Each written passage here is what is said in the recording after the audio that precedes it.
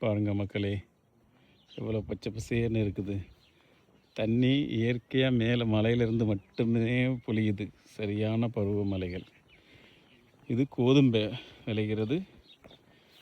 சின்னதாக இருக்குது. அங்கிட்டு போனோன்னு பெருசாக காமிக்கிறேன்.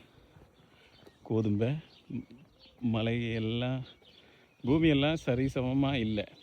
எப்படி இருக்குதோ அதுலேயே அப்படியே விவசாயம் பண்ணுறாங்க. இங்கே பாருங்கள், ஒரு அதிசயம் நம்ம ஊர்லேயும் போய்கிட்டு இருந்துச்சு. தண்ணி அழகாக போய்கிட்டு இருக்கு பாருங்கள். ஜூம் பண்ணுறேன் பாருங்கள். ஆஹா, எவ்வளோ நல்ல சத்தம் கேட்குதுன்னு பாருங்கள். இப்படி தண்ணி ஐஸ் எல்லாம் உருகி போய்கிட்டு இருக்குது.